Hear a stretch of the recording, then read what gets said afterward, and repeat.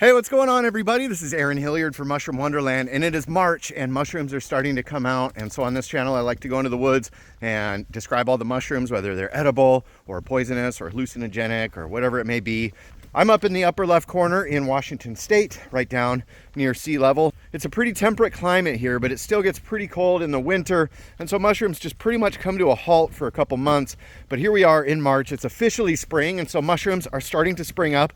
So come with me and my dogs to discover what mushrooms are growing out here in March on Mushroom Wonderland. Welcome to Mushroom Wonderland.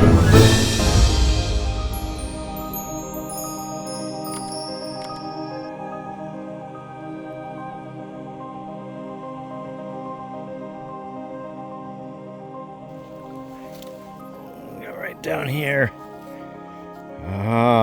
One of the signs of spring for sure. This one in the genus Agrocybe. See how it's got that annulus and then it's kind of striate on the upper part of the stipe right there. This one in the Agrocybe praecox group. It's got some definite little like staining on top of the cap, but sure sign of spring here. This is an edible mushroom, though not really desired. People aren't out to get the Agrocybe praecox, but a healthy looking gilled mushroom, medium-sized gilled mushrooms that are starting to come out here as the soil starts to warm up a little bit. This is a species complex, so there's, different varieties of these Agrocybe. Some of them are pretty dang tasty. Some of them are said to taste like grass clippings or something, but you can find these growing in lawns and stuff. When they dry out, they'll start getting cracked.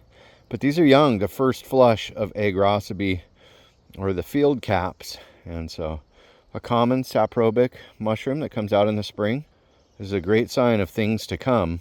And they're not bad for the basket either. So, try them out. Tell me what you think in the comments. I thought they were pretty tasty last time I ate them.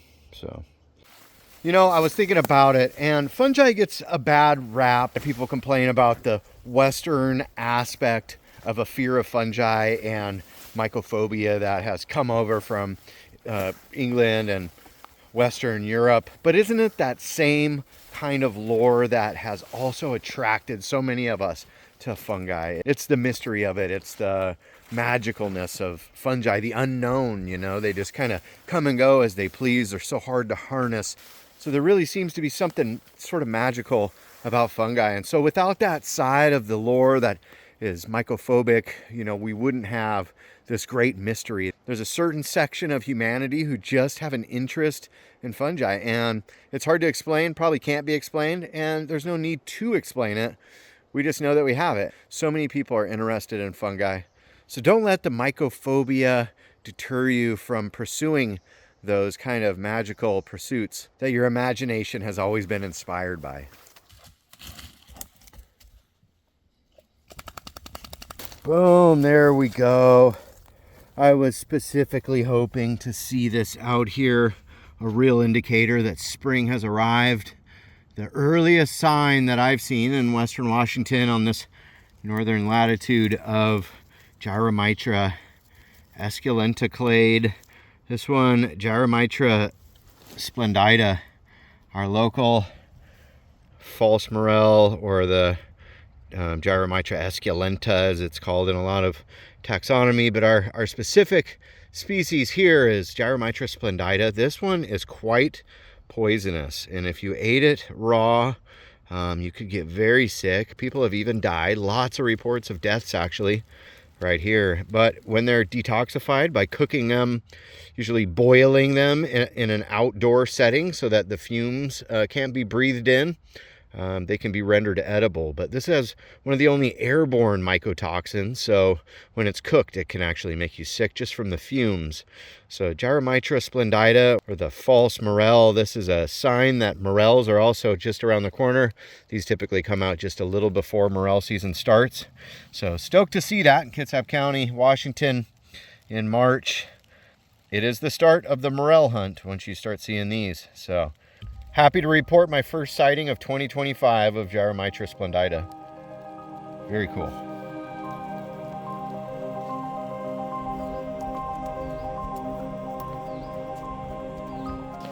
The next thing to really be on the lookout for are morels, and we'll start seeing those popping up anytime now. Keep an eye on your wood chip piles, and just basically keep an eye on everything, because they can pop up and surprise you. Whenever I think I understand morels, then they can. So as they start to warm up, more morels will start coming out. One of the best edible mushrooms. Just make sure that you cook them. They do contain some stuff that is pretty nasty if raw. They are considered toxic raw, so just make sure you cook your morels. But there's going to be a lot of morel videos coming out on Mushroom Wonderland. The height of morel season here in the northern latitudes, like Washington State, is going to be around mid-May. And then they start to go up in elevation, and you can chase them way up into the mountains, especially on the burns. People will be picking morels out into August, way up at 10,000 feet and stuff like that. But you know, for the layman person, typically around May is when we're going to see morels start to pop up the most, and they can be grown in your garden, your compost pile. So keep an eye out for more morel videos. I'm doing presentations at different mycological societies around the state. I'm going to be at the South Sound Mushroom Club Mushroom Fair down in May, giving a couple talks, and one of them is going to be on morels. So it's going to be super exciting. Come hang out, say what's up, and let's talk about morels and where we find them, what they look like. This video is kind of the beginning of what is going to be a super epic spring mushroom season. So check these beautiful little mushrooms out growing down here. They've got these greenish tones to them that really kind of caught my eye. And you don't see that coloration every day. I believe this is a species in the genus Tricholoma. You can see that kind of tapered base. That's very indicative of Tricholoma. And also that color, it reminds me of some large tricholomas that I found out here. There's that ectomycorrhizal type of mushroom, so it associates with the trees here. And it is also a close relative of the matsutake, which is Tricholoma murrielanum here in Washington. I'm going to put these on iNaturalist and make a collection. And I've never seen these right in this particular neck of the woods. Finally starting to see some spring mushrooms coming up out here. Ectomycorrhizal species even, like these Tricholoma. Okay.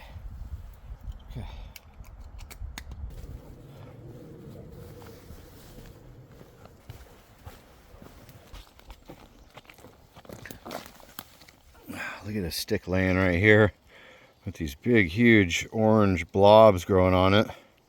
I mean, they're not huge if you've never seen them, but these are some huge specimens. Look at that. This is the alpine jellycone, or Guipiniopsis alpina, and the Dacrymytaceae, so related to the other orange jelly funguses that grow on conifer around here. And these are always growing on a stick like this. This is edible. You could just eat these right off with a stick. And normally they're not this big, man. These are some healthy ones here in the spring. So these typically can fruit during the colder months.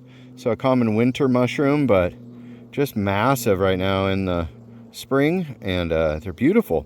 Some people make like fruit leather out of these, so you know, consider them edible. I wouldn't eat too many raw ones in a row.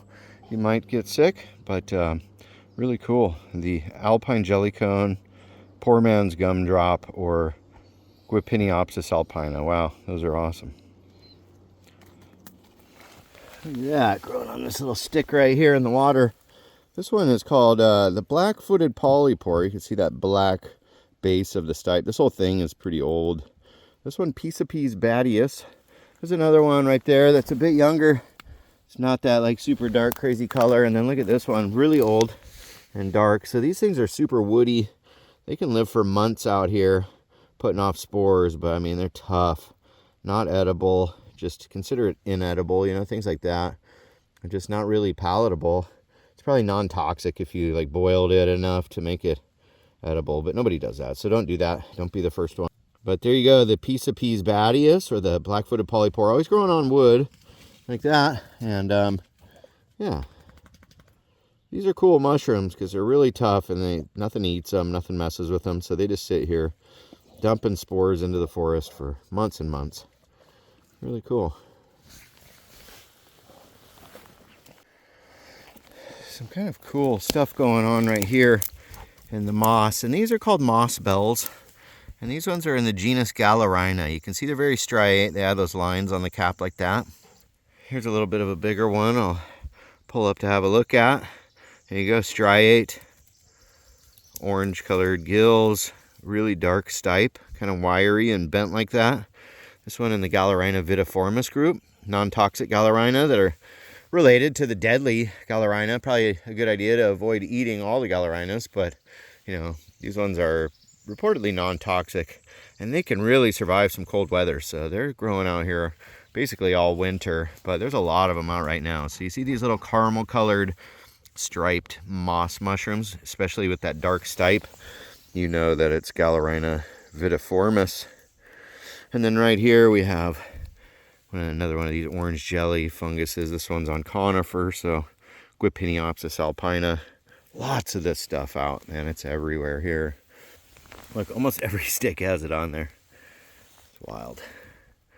So yeah, a lot of moss bells and Guipiniopsis growing right now at the tail end of winter, beginning of spring. Who's this little lone soldier chilling right here? Kind of an orangish colored mushroom. Again, really striate. A lot of lines on the cap, and then look at that. Orange underneath. But this one has like decurrent gills. Let me set it down and zoom in there for you. See that? The gills sort of run down the stipe a little bit prunose at the stipe apex. You see that little frosty color, but this one has Tubaria. There's another one right there. Tubaria fufuracea, more right there. Tubaria is another cold tolerant mushroom, and so this one often grows in wood chips and grass and is really common this time of year. You could also consider this one inedible. It's one of the LBMs, you know, a little brown mushroom. It's just not going to cook up to anything substantial enough to eat. But surely it's non-toxic because people confuse these for magic mushrooms. Saprotroph, which means it's just eating decaying matter, like this dead leaf duff down here. And these guys can grow in pretty big groups or sort of singular, and they have a lot of different morphologies. So sometimes it's a little confusing. It took me quite a while to wrap my head around the concept of Tubaria and what they look like to where I can ID them just at a glance. But yeah, Tubaria, one of the little brown mushrooms of spring that you should just leave alone, let it do its thing. Cool little mushrooms, but of no use to you. So there you go.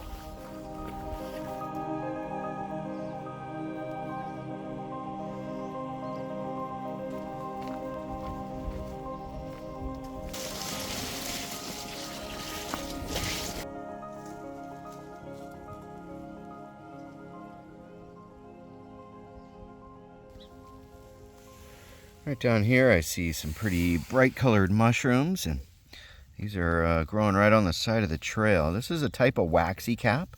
So these ones are Hygrocybe, probably Hygrocybe flavescens complex, a group of species of mushrooms that are this yellowish color. Oh, look at that.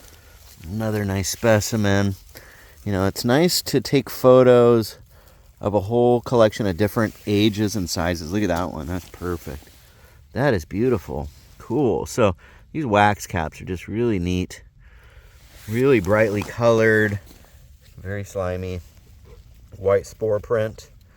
And, you know, they're not ever really collected for food. They're probably non-toxic, but they're beautiful nonetheless. The flowers of the fungal world is what I like to call them. The Hygrocybe. And you can see how big they are. They're kind of, you know, small to medium sized mushrooms. A nice flush of them here. If you slow down and you look, take your time, you'll start to notice little mushrooms all over. So pretty cool. Hygrocybe flavescens group.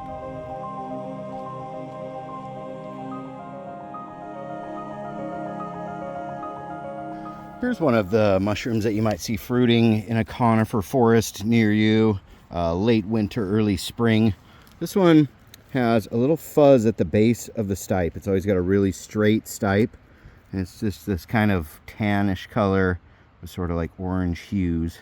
And if I excavate this from the base, I'm going to look underneath, and with the trained eye you can see a little bit of pink coloration in the gills, and that's the spores coming in. The camera doesn't seem to be picking it up too great. Maybe right up here in this corner you can see a little bit of the pinkishness. But this one, Entoloma, is a saprobic mushroom that doesn't associate with trees. It's cold tolerant. Inedible. I don't know of anybody eating these. I'm not sure of toxicity, kind of unknown. There's a couple of them here, but these will sprout up, you know, right in the darkest days of winter, right before spring really starts. They're one of the only ones that'll be fruiting out here, and they've kind of got this metallic sheen.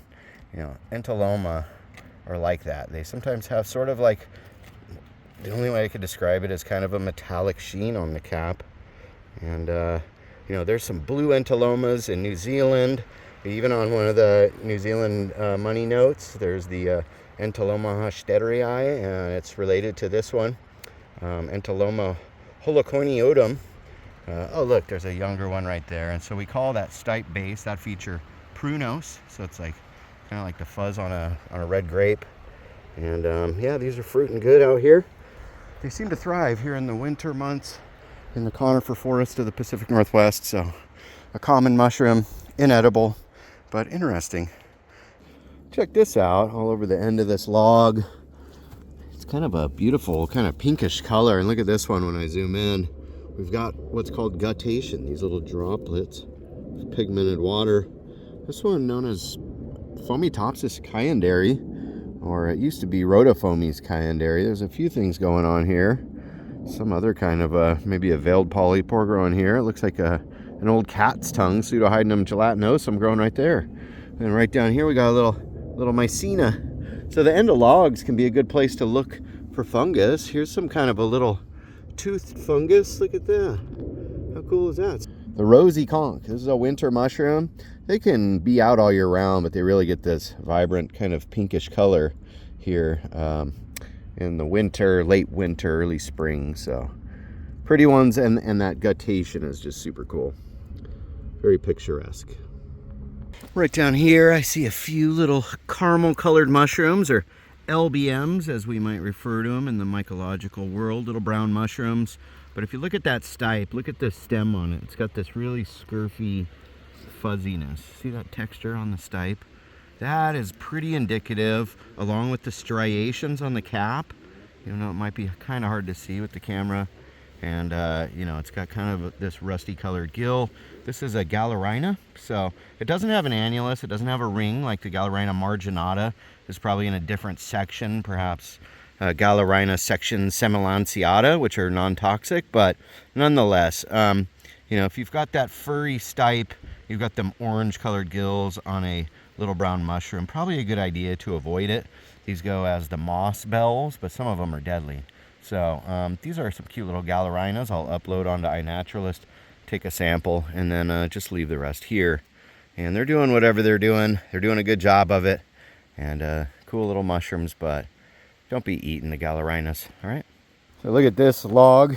We have two different types of fruiting bodies growing off of it. We have this orange one, and we have these brown ones with the rings. And it's interesting because this is the turkey tail, and this is the false turkey tail growing right next to each other. Now the main difference is when we take one of these false turkey tail or Stereum off the log, we flip it over and it is orange underneath. It's just smooth, just like the top. You see that? It just looks the same, except for there's kind of these ring, you know, concentric rings on it, much like the turkey tail. But when we pick a turkey tail, get that off of there, let's look underneath. Oh, look at that, creamy white porous surface. See these little holes? That's where the spores come out of. False turkey tail, no holes. But not to worry, they're not toxic, but just not what you're looking for. So if you're out hunting for turkey tail, this is what you want. And there's just a small fruiting of them right here, but they're kind of an all year round fruiter. So you can find turkey tail pretty much all times of the year. You see it's kind of furry on top of the cap. We call that tomentos. And them creamy white pores, you know, concentric rings, different colors. They could be a variety of different colors. That's how it gets the name versicolor. So turkey tail, Trametes versicolor, false turkey tail, Stereum hirsutum. There you go, fully explained. These are said to be pretty highly medicinal. The most highly studied mushroom in the world for its medicinal properties is right here, the turkey tail. So you could simmer these for a couple hours on low, put a little local honey and a little bit of lemon zest in there, have some turkey tail tea. It'll cure what ails you. So there you go, good example of the false turkey tail and the turkey tail. Right here is an alder log that's being chewed up by, look at this polypore, there's a bunch of them. This one, Trametes gibbosa, or the white bracket, look at that. Pretty nice, gets this green algae on it, and I can see them on the base of a bunch of these snags. So this is a great decayer. It's related to turkey tail, but this is not turkey tail, not known to be medicinal. And it has these elongated pores that are kind of interesting. Cool mushroom for sure. And you know, it's doing a great job out here, breaking all this wood down. Right here you see some more of it. There's Trametes here. Not a real attractive fungus, but doing a good job. Wow, look at this huge bird shell. What the heck kind of a bird lays that big of an egg out here? It's got to be like a crow or an eagle or something. A raven, maybe. You hear that raven? That's wild. That was a big egg. Dang, I wonder if it has a baby raven up there. Ravens are awesome. Huh. I've never seen that. That's pretty cool. Here's a log with some mushrooms growing on it. Looks to be a red alder log, and growing right out of the bark here we have these white shelf-like mushrooms. And if I pick one off and you look underneath it, it's got a brownish color. It's because these are not oyster mushrooms. They could be confused for oyster mushrooms, but they're really small. You know, this is about as big as they get, and you can see the spores coming in. The gills are brown. So brown spored, put this in the genus Crepidotus. And some of these contain muscarine, just like the Aaronocybes. So one that you don't want to eat, a potential toxic lookalike to the oyster mushroom. Although these are much smaller and they just don't grow in big fruitings. There's a little bit more on this log, but Pleurotus typically much bigger fruitings. And so, you know, a safe bet when you're picking what you think are oysters, stick to ones that are like 3 inches or bigger.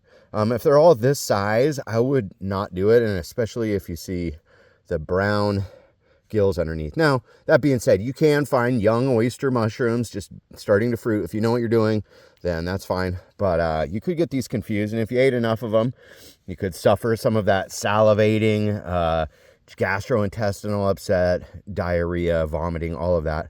So no fun. Don't eat the Crepidotus. Leave these here on the log, and we'll keep going. Wow, check these out on this old rotten log. Look at how cute those are. Look at how little they are. Aren't those amazing? And then look right here, even smaller ones. I mean, that is so tiny. These are actually not a fungus per se. This is a lichen. So this is one of the lichen agarics, and we call it Lichenomphylla umbellifera. And so you see this green fuzzy stuff is the lichen itself, and then these are the way that they, you know, disperse their spores as they create little fruiting bodies. I just like leaving them right here, but how cool. The Lichenomphylla umbellifera, a lichen agaric, and several of those. And then if you look right here, we also have some bird nest fungi, the Nidula niviotomentosa. You see that? It's a furry little bird's nest, and inside of it what appear to be eggs. Those are called peridioles, and those are actually spore dispersal units. So when they fill up with water, these things can squirt out of there, get splashed out by a raindrop, and they're kind of slimy. Let me see. So there's tons of these things around, but you see the little peridioles? These are the little eggs, and they have spores that shoot off of them. And they're pretty sticky, so they like to stick on leaves of plants nearby. Then they'll shoot their spores off of that. And so they're super cool. So those are super cool, little winter mushrooms. And they're growing on the old logs, old wood around here, these cute little bird nests. And they're very common around here. They're small, but just amazing if you get that macro lens going, you know. Super cool. Inedible, right? Too small, too woody. Not really food. And same with the lichen agaric. Just leave them alone. They're cute, but they're of no use to you. So let's keep going. So as you can see, there's quite a few mushrooms growing out here. It's exciting, and there's better mushrooms to come. So make sure to stay tuned, hit that notification bell to see all the new videos coming out from Mushroom Wonderland. We finally got through that dead winter. It's time for a lot more mushroom videos. 2025 is gonna be an epic mushroom year. So thanks for watching. Much love, everyone. Peace out.